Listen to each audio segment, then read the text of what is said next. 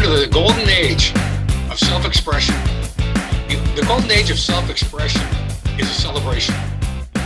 Whether we speak, sing, or scribble our ideas on a piece of paper, whether we dance, whether we draw, or doodle, there's a platform out there for us where we can spread our ideas far and wide. And the best part is, we don't have to ask anybody for permission. Our first guest today is Ashley Orlando. Ashley is a jazz singer who got her start in Louisiana and is now based out of Houston.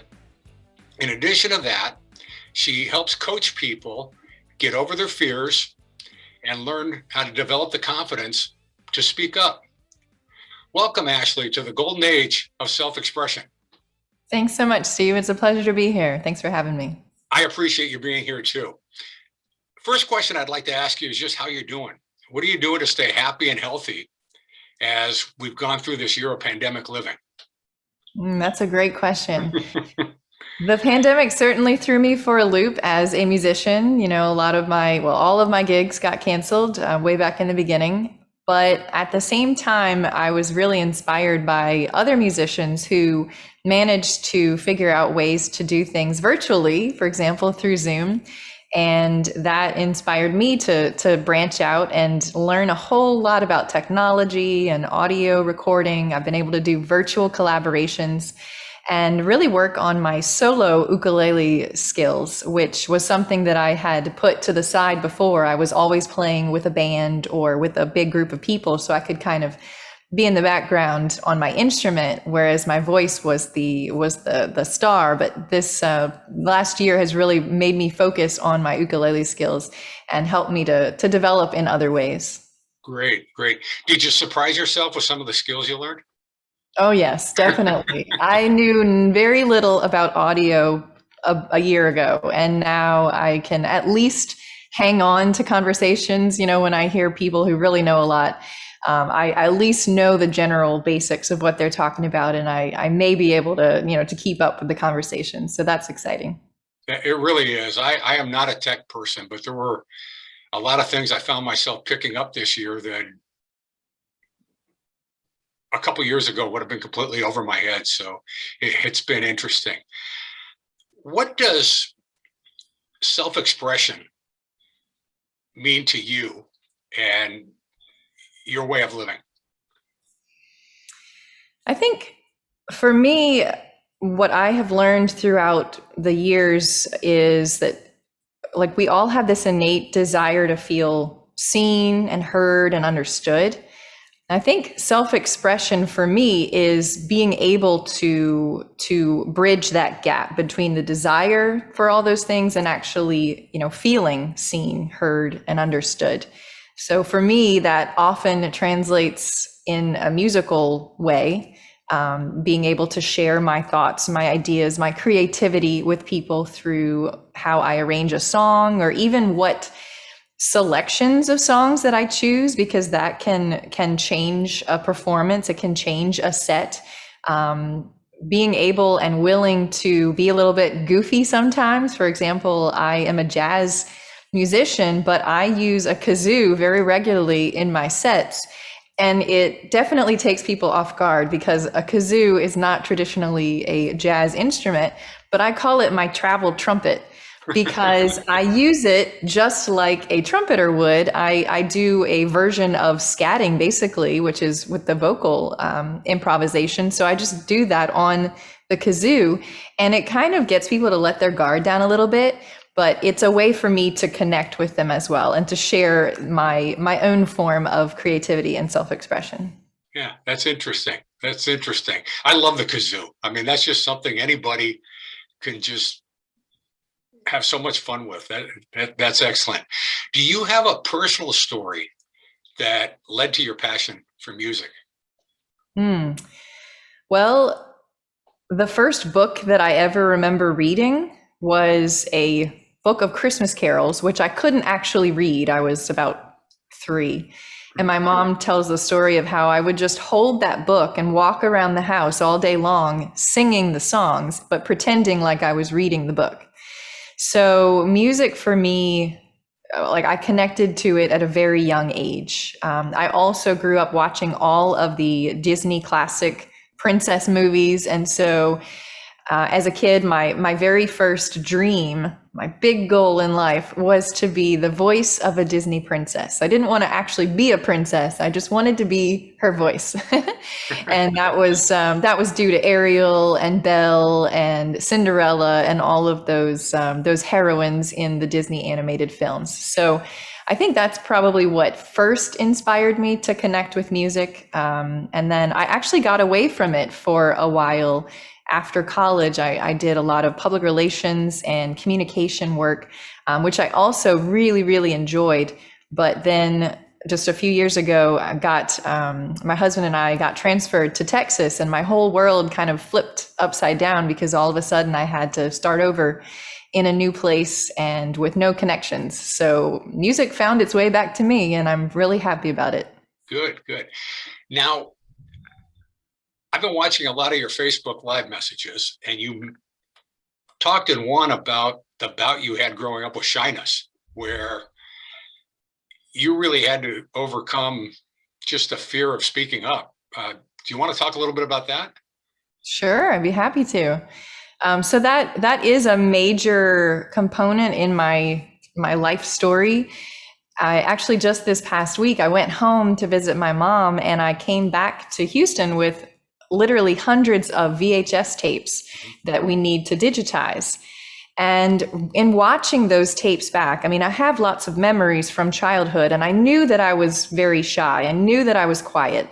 But watching these tapes is proof of just how shy and quiet I was, because everyone else in my family is making noise and sharing their personalities, and I am very quiet. When I do speak up, you can barely hear me a lot of the time. And I'm almost stoic in some of these videos because I was just so insecure and not knowing how to share my personality. So it's amazing how, like, what I was like then, and then how far I've come from that when I realized that that was going to prevent me from doing what I really wanted to do. So I managed to figure out ways to get over that. And now I love helping other people do the same thing, because I know what an amazing benefit it can be for really creating your own life, designing your own life, how you want it to be. It's interesting because I have a similar story, but I responded to it differently. I was a kid that when I was very young, my brother and I were in the church choir, and we did the things you do as kids, singing. And it was great until I got to the point to where I wondered if being in the church choir and singing is cool. And I didn't think it was very cool. And I went the other direction. I turned in to the class clown and kind of a goofball, thinking that would be cool. And it actually wasn't. And for a long time, I didn't know how to express myself in a positive way. But then I got involved in things like Toastmasters and different organizations. And that's where I actually learned how to express myself in a positive way. But it just, you can take a fear and just go in so many directions with it. Now you also mentioned you're into photography, and you're also an excellent storyteller. How does that all help get you through challenges and thrive when things get complicated? Oh, I think they're tremendously helpful. Just being able to have a creative mindset, like I mentioned earlier with the pandemic. I mean, that threw the whole world for a loop, and all of a sudden we were forced to be creative with how we did things that were very normal before. So for me, photography is a way of seeing the world and of changing my perspective. You know, a lot of times if we're facing a problem, if we keep going at that problem the same way, the very same direction, it's really hard to get through. But if you start to realize, okay, well, this way is not working. Mhm. What other ways can I go? Can I go around it? And that's basically everything that I've done in my life. I haven't taken the normal straight path. I've taken a very circular path, but it always eventually got me to where I wanted to be. So photography and storytelling, those are all just additional ways of seeing things from a different perspective, and then helping to communicate what that perspective is to others. So yeah, I totally think that they tie into my music on a regular basis, and I'm so glad that I can express myself in all of those different ways. So the idea of the pandemic forced you to change directions then and just be a little bit more creative or open to new things. A Interesting. lot more creative, yeah. Interesting. Now, how do you think people can make something positive out of their own self-expression? Well, it really depends on what they're interested in. If they're interested in self-expression just for their immediate family, like maybe they don't necessarily want to share it with the world like I do, but they just want to feel like they are able and capable of expressing themselves, then that can be a great thing, because then you are rejuvenating your energy. Say you have like a day job that is maybe not your favorite thing in the world, but it pays the bills and it provides you with security and a lot of things that you do appreciate. It's important to also be able to nurture your creative side and even be able to take ownership, like full ownership of something. So that could be photography, it could be music, it could be just writing in general. Some people really enjoy getting their thoughts out on paper. So being able to have both of those things in your life can mean that you get re-energized by the part that you have complete control over, and then you are able to go back to the other parts that you still need and you still appreciate, but that maybe are a little bit more challenging or take up more time and take a little bit more of your energy to get through.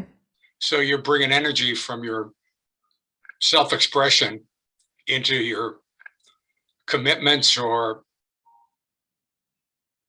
the things you're required to do. Mm-hmm. And even you can, one thing that I try to encourage people to do is find ways to infuse that creative aspect into that whatever other thing they have to do, but that is a little bit trickier.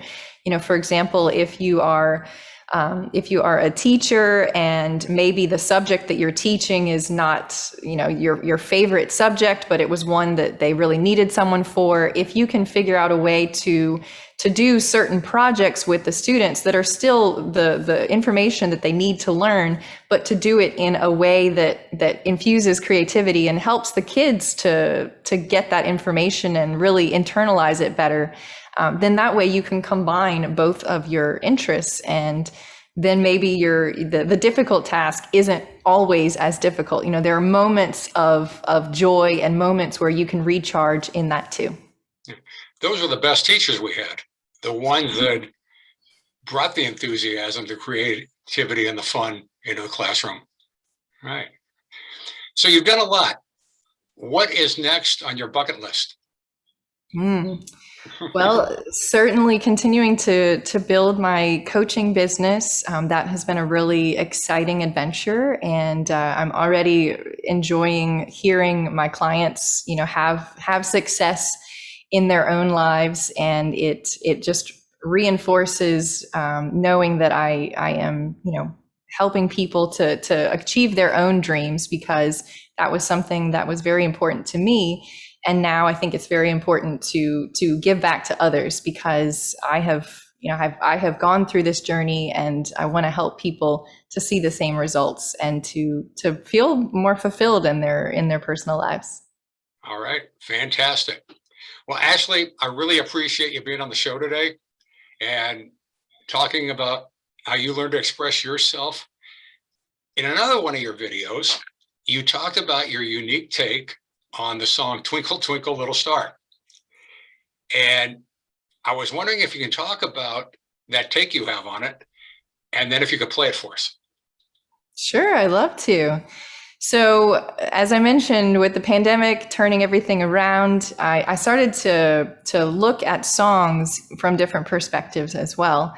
And I came across the song Twinkle, Twinkle, Little Star one day. I started listening to the lyrics and really thinking about those. As a kid, I always thought of them very literally. Twinkle, twinkle, little star, how I wonder what you are, up above the world so high, like a diamond in the sky. But what if we flip that perspective? And what if that diamond in the sky is not necessarily something far away and intangible? What if it's actually something special that we could find inside ourselves and that we could offer to our friends or our families, our community, something to help make the world a little bit better place to live? So with that thought in mind, I made my own adaptation of Twinkle, Twinkle, Little Star. All right. Terrific.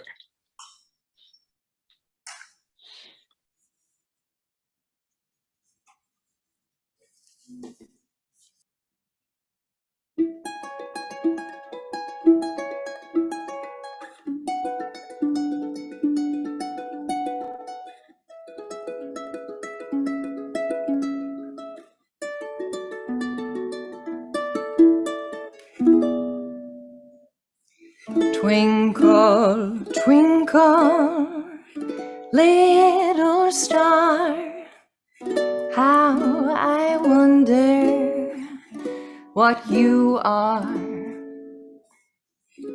Up above the world so high, like a diamond in the sky. Twinkle, twinkle, little star, how I wonder what you are.